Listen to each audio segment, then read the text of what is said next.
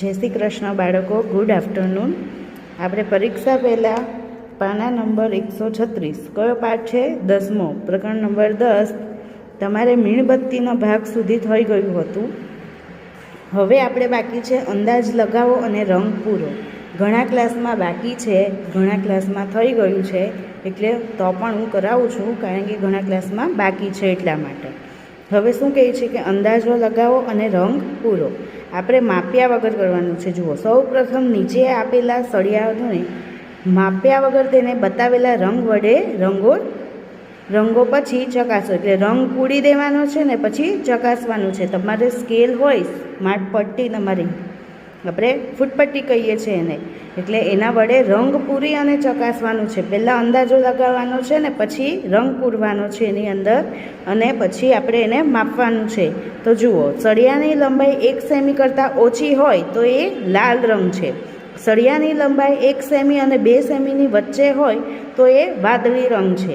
સળિયાની લંબાઈ 2 સેમી અને 3 સેમીની વચ્ચે હોય તો એ લીલો રંગ છે. અને સળિયાની લંબાઈ 3 સેમી અને 4 સેમીની વચ્ચે હોય તો એ નારંગી રંગ છે. તમારે આટલા રંગ જ પૂરવાના છે. પહેલાં અંદાજો લગાવવાનો કે 1 સેમી કરતાં ઓછું લંબાઈ ધરાવે કયો સળિયો છે, તો તમે અંદાજો લગાવો. જો મને તો આ લાગે છે, આ લાગે છે, અને બીજો આ લાગે છે કે 1 સેમી કરતાં ઓછો છે. હવે તમારે અંદાજો આવી રીતે લગાવવાનો છે. એની અંદર કયો રંગ પૂરવાનો છે? લાલ. તો તમારે અહીંયા લાલ રંગ પૂરી દેવાનો અને પછી સ્કેલથી માપવાનું કે તમારો અંદાજો કેટલો સાચો છે એ જોવા માટે. જુઓ, તો આ 1 પોઈન્ટ અને 1 પોઈન્ટ કરતાં પણ ઓછું, 1 સેમી કરતાં પણ ઓછું છે. એટલે કેટલું છે? 0.6 છે. આ સળિયાની લંબાઈ 0.6 સેમી છે. એ રીતે તમારે આમાં પણ લાલ રંગ પૂરવાનો અને તમારે માપવાનું કે કેટલું છે, બરાબર. એ રીતે તમારે સળિયાની લંબાઈ 1 સેમી અને 2 સેમીની વચ્ચે હોય એવાનો અંદાજો લગાવવાનો છે અને વાદળી રંગ પૂરવાનો છે. એ જ રીતે 2 અને 3 સેમીની વચ્ચે જે હોય તેના લીલો રંગ પૂરવાનો છે. 3 અને 4ની વચ્ચે હોય એમાં નારંગી રંગ પૂરવાનો છે. પહેલાં તમારે અંદાજો લગાવવાનો છે, એની અંદર રંગ ભરવાનો છે, પૂરવાનો છે, અને પછી તમારે ફૂટપટ્ટી વડે, તમારી પાસે જે કંઈ ફૂટપટ્ટી હોય એની વડે માપવાનું છે કે તમારો અંદાજો કેટલો સાચો છે, બરાબર છે. હવે સામે પાના નંબર 137. અંદાજો લગાવો, ચિત્ર બનાવો અને માપો. હવે અંદાજો લગાવવાનો છે અને ચિત્ર બનાવવાનું છે અને માપવાનું છે. તો જુઓ, આ વસ્તુઓના ચિત્ર બનાવો. માટે તેમની લંબાઈ વિશે અંદાજો લગાવો. તમારા મિત્રને પણ તે ચિત્ર બનાવવા કહો. ચિત્ર બનાવ્યા પછી ફૂટપટ્ટીનો ઉપયોગ કરીને તે ચિત્રની લંબાઈ માપો. કોના ચિત્રનું અનુમાન વધારે ચોક્કસ છે? જોવામાં પણ તમારે ચિત્ર દોરવાનું છે અને અંદાજો લગાવવાનો છે. ચિત્ર દોરવાનું છે એ તમારે માપ્યા વગર દોરવાનું છે, બરાબર છે. જુઓ, અંદાજો, લંબાઈનો અંદાજો લગાવો અને દોરો. તમારા બનાવેલા ચિત્રનું માપ અને તમારા મિત્રએ બનાવેલા ચિત્રનું માપ છે. તો 1 સેમી કરતાં ઓછી લંબાઈ ધરાવતી કીડી, તમારે 1 સેમી કરતાં પણ ઓછી લંબાઈ ધરાવે એવી કીડીનું ચિત્ર દોરવાનું છે. તો તમારે પહેલાં માપ્યા વગર ચિત્ર દોરવાનું છે અને તમારે ચિત્રનું માપ અહીંયા લખવાનું છે, બરાબર. માપ્યા વગર દોરવાનું, પછી એને તમારે માપવાની કે કેટલી તમારી થાય છે. ધારો કે 1 સેમીનું તમે બનાવો છો, બરાબર. 1 સેમી કરતાં ઓછી કીધી છે પણ તમારાથી બની છે 1.6, બરાબર. તો પણ વાંધો નહીં, પણ તમારે ખાલી અંદાજો લગાવવાનો છે, બરાબર છે. તો તમારા પછી તમારા મિત્રએ બનાવેલા ચિત્રનું માપ લખવાનું છે. બંનેઓમાં કેટલો ડિફરન્સ છે, કેટલો તફાવત છે, ક્યાં તો તમારા બે વચ્ચેનું માપમાં કોની વધારે ચોકસાઈ છે એ જાણવા માટે તમારે બંનેએ દોરવાનું છે. તમારે પણ અને તમારા મિત્રએ પણ કોનું અનુમાન વધારે ચોક્કસ હતું એ તમારે જાણવાનું છે. પછી બીજું છે, આશરે 7 સેમી લંબાઈની પેન્સિલ છે. પછી 11 સેમી ઊંચાઈ ધરાવતો ગ્લાસ કે જેમાં 5 સેમી સુધી પાણી ભરેલું હોય. 11 સેમી ઊંચાઈ ધરાવતો ગ્લાસ દોરવાનો છે તમારે આશરે, તેમાં 5 સેમી સુધી આશરે પાણી ભરવાનું છે. પછી તમારે અહીંયા માપ લખવાનું છે કે તમારા બેમાંથી કોનું વધારે માપ ચોક્કસ હતું. એ રીતે છે 20 સેમીનો પરીખ ધરાવતી બંગડી, 20 સેમી લંબાઈના વાકડિયા વાળ. બરાબર છે, એનો તમારે અંદાજો લગાવવાનો છે અને લખવાનું છે. હવે આપણી આંખો ભ્રમિત થઈ શકે. કઈ રેખા વધુ લાંબી છે, એ કે બી? દરેક રેખાને માપો અને તે કેટલા સેન્ટીમીટર લાંબી છે તે નોંધો. તમારા અંદાજ કેટલો યોગ્ય છે? બરાબર છે. હવે તમારે આ બંને રેખા માપવાની છે, એ અને બી તો માપવાની છે. એના પર 0નું પોઈન્ટ આવે તે મૂકવાનું અને જોવાનું કે કેટલી છે.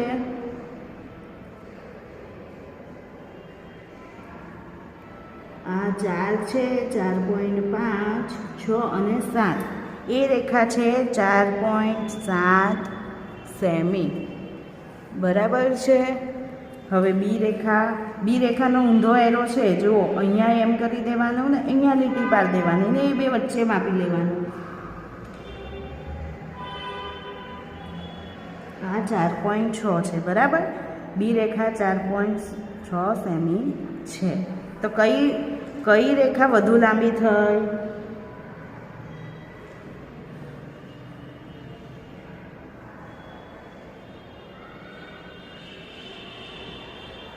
રેખા એ લાંબી થઈ, કારણ કે 4.6 અને 4.7. 4.7 વધારે કહેવાય એટલે રેખા એ વધુ લાંબી છે.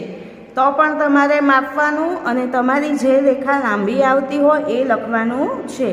દરેક રેખાને માપો અને તે કેટલા સેન્ટીમીટર લાંબી છે એ લખો. લખ્યું છે તે નોંધો. તમારો અંદાજ કેટલો યોગ્ય હતો તે પણ લખવાનું છે.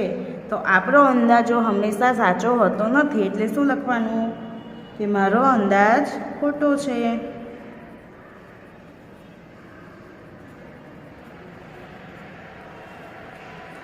હવે છે કઈ રેખા વધુ લાંબી છે, સી કે ડી? દરેક રેખાને માપો અને તમારો અંદાજ કેટલો યોગ્ય હતો. પહેલાં અંદાજો લગાવવાનો છે, બરાબર, પછી માપવાનું છે. તો હવે જુઓ, સી રેખા છે આ અને ડી રેખા છે. બેમાંથી કઈ રેખા વધુ લાંબી છે? તો આમાં દેખાઈ આવે છે કે આપણને સી રેખા છે એ લાંબી દેખાય છે અને ડી રેખા એ નાની દેખાય છે. તો અહીંયા લખવાનું સી રેખા લાંબી છે. દરેક રેખાને માપો અને તમારો અંદાજ બતાવો. હવે આપણે માપીશું.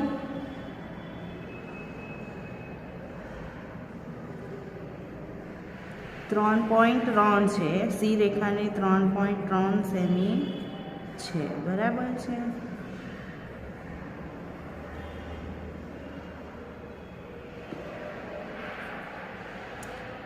જે લાંબી રેખા હોય એનું જ આપણે માપ લખવાનું છે. અહીંયા પણ તમારે જે લાંબી રેખા છે એનું જ માપ અહીંયા નોંધવાનું છે. બરાબર છે. હવે આગળ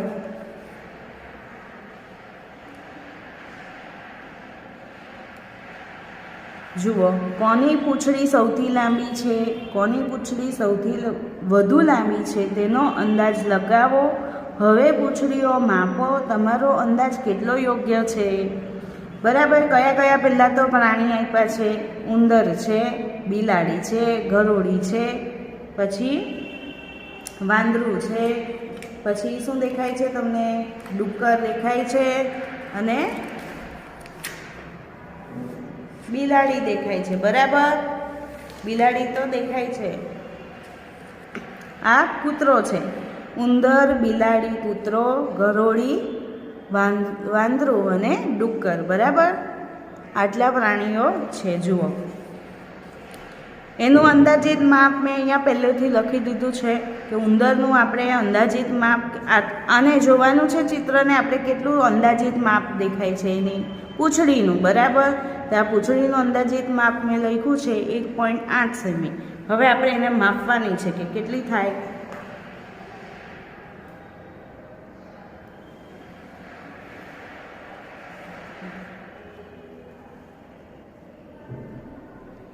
એક પોઈન્ટ અને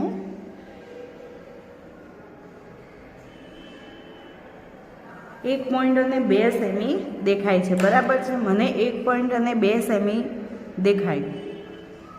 હવે તમારે પણ આ જ રીતે અંદાજો પહેલાં લગાવવાનો છે, પછી એનું માપ લખવાનું છે, બરાબર છે.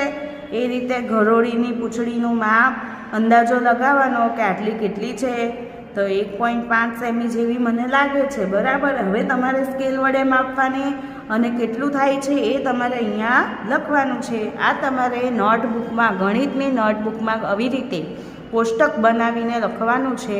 તમને હું હોમવર્કમાં આની PDF મોકલી આપીશ, બરાબર છે. પણ તમારે આ જાતે કરવાનું છે કે બિલાડીનું પણ પૂંછડીનું માપ જોવાનું, કૂતરાની, વાંદરાની પૂંછડી અહીંયા છે, જોઈ લેજો, અહીંયા વાંદરાની પૂંછડી છે અને આ ડુક્કરની પૂંછડી છે આ રીતની, બરાબર. તો તમારે આટલા એકનું કર્યું છે, ઉંદેડાનું સમજાવ્યું ને, ઉંદરનું, એ રીતે તમારે આ બાકીના 5નું કરવાનું છે. પહેલાં અંદાજો લગાવવાનો છે અને પછી સ્કેલ વડે માપવાનું છે. હવે સૌથી લાંબી ચલણ નોટ. હવે ચલણ એટલે આપણું નાણું, પૈસા, આપણે જે પૈસા કહીએ છીએ ને એ, બરાબર છે. તો જુઓ, 100 રૂપિયાની ચલણની નોટની લંબાઈ કેટલી હશે અંદાજ લગાવો. હવે તેને ફૂટપટ્ટી વડે માપો. હવે આ તો જો અહીંયા ચિત્રમાં આપી છે, પણ આપણી પાસે નોટ હોય એનું માપવાનું છે, બરાબર.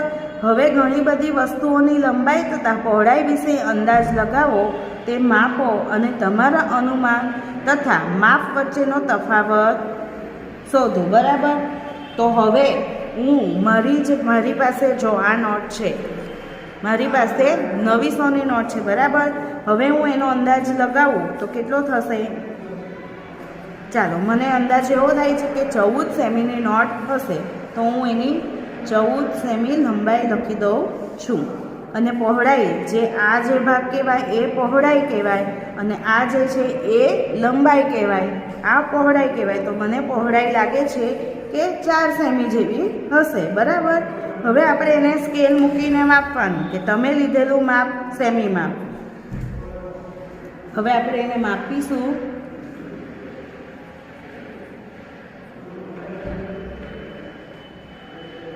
તો 14.2, બરાબર. આ નોટ છે 14.2 સેમીની લંબાઈમાં.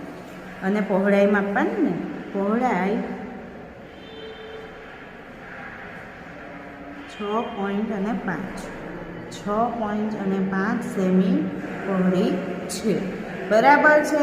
હવે આ મેં અંદાજો લગાવેલો હતો એનું માપ છે, અને આ જે આપણે માપ લીધું છે, સ્કેલ વડે માપ લીધું છે તે. હવે એનો તફાવત શોધવાનો કે લંબાઈમાં કેટલો તફાવત છે. તો અહીંયા મેં અંદાજો લગાવેલો 14 સેમીનો અને એનું માપ હતું 14.2, એટલે કેટલું થાય? 0.2, બરાબર. એટલે 0.2 સેમીનો તફાવત આવ્યો કોના? મારા અંદાજામાં. પછી છે 4 સેમી અને 6.5 સેમી, એટલે 6.5 સેમી માઇનસ 2, તો કેટલું થાય? 4.5 સેમી, સોરી 4 છે, બરાબર. અહીંયા 4 સેમી છે, 2 નથી, 4, એટલે 2.5 સેમીનો તફાવત આવે, બરાબર છે. એ રીતે તમારે 10 રૂપિયાની નોટ લેવાની છે, 20 રૂપિયાની નોટ લેવાની, 5 રૂપિયાની નોટ, અને પોસ્ટકાર્ડ આવે છે યલો કલરનો, એનું માપ લેવાનું છે. અને ગણિતની પાઠ્યપુસ્તક, તમારી જે આ ટેક્સ્ટ બુક છે એનું માપ લેવાનું છે. અને એ કેટલી લંબાઈની છે અને કેટલી પહોળાઈની છે એ તમારે અહીંયા લખવાનું છે. પહેલાં અંદાજો લગાવવાનો છે. જો અહીંયા લખ્યું છે તમારું અનુમાન અને તમે લીધેલું માપ, એટલે પહેલાં તમારે અનુમાન લગાવવાનું છે અને પછી તમારે માપવાનું છે કે તમે કેટલા સાચા છો, બરાબર. એનો તફાવત અહીંયા લખવાનો છે.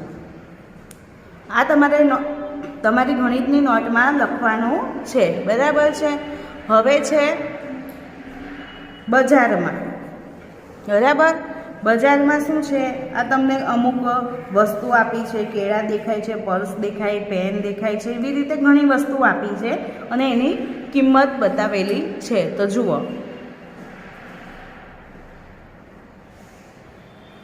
આ અનોખી કિંમત જુઓ, 32 રૂપિયા અને 99 પૈસા, બરાબર.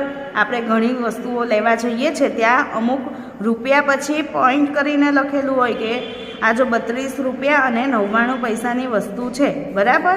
તો પરંતુ જો આપણે તેઓને 33 રૂપિયા આપીએ તો તેઓ આપણને 1 પૈસો પાછો નહીં આપે. હવે બધાને ખબર હશે કે આપણે અહીંયા હવે પૈસામાં કોઈ આપતું નથી, રૂપિયામાં ચલણ ચાલે છે. એટલે આ લોકો શું કરે છે કે 32 રૂપિયા ને 99 પૈસાની વસ્તુ હોય તો આપણે એ લોકોને 33 રૂપિયા જ આપીએ, બરાબર, કારણ કે આપણી પાસે પૈસા હોતા નથી એટલા માટે. તો એ લોકો 1 પૈસો પાછો આપતા નથી એમ કહે છે, બરાબર. 1 પૈસો 1 રૂપિયાનો કેટલામો ભાગ છે એ હું પછી બતાવું તમને. આ 1 પૈસો ઓછો બતાવીને આપણને માત્ર મૂર્ખ બનાવે છે. 1 પૈસો એ 1 રૂપિયાનો 100મો ભાગ છે, ખરું ને, જેને 0.01 રૂપિયા લખી શકાય.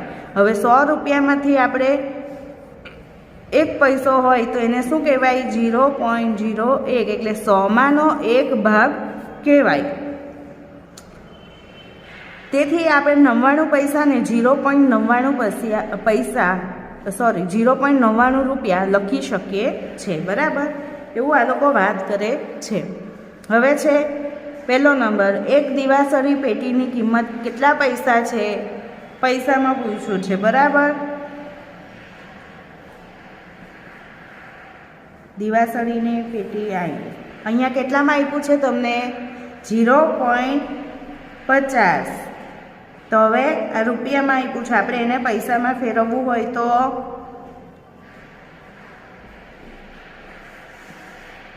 ગુણ્યા 100 કરવા પડે પૈસામાં ફેરવવા માટે, અને છેદમાં 100 આવે, એટલે કેટલા રહ્યા? 50. એટલે શું કહેવાય? 50 પૈસા. અહીંયા આપણે ગણતરી કરવાની, લખવાનું છે કે 0.50 રૂપિયા છે, એના ગુણ્યા 100 કરવાનું, અને આ પોઈન્ટ કાઢી નાખવો હોય તો છેદમાં 100, એટલે કેટલા રહ્યા? 50 પૈસા, બરાબર છે. એ રીતે છે રૂપિયા 2.50માં કેટલી દિવાસળીની પેટી ખરીદી શકાય? તો આપણે અહીંયા ઉપરમાં શોધી નાખ્યું છે કે 1 દિવાસળીની પેટીની કિંમત કેટલા પૈસા થાય.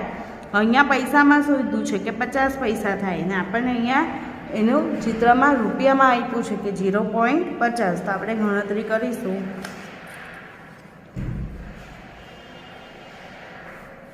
કે 1 દિવાસળીની કિંમત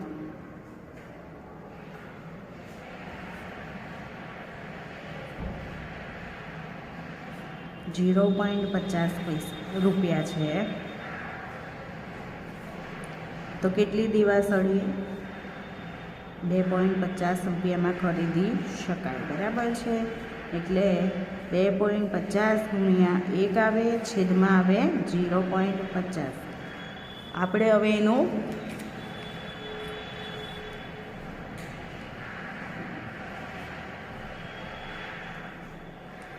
દશાંશી ન કાઢી નાખીએ છીએ, એટલા માટે આપણે અનુદશાંશી ન કાઢી નાખ્યું એટલે છેદમાં 100 આવે, અનુ કાઢી નાખ્યું એટલે ઉપર 100 આવે, એટલે 100 ગયા ને કેટલા રહ્યા? પાછું 25 થાય, એટલે 5 દિવાસળીની પેટી ખરીદી શકાય.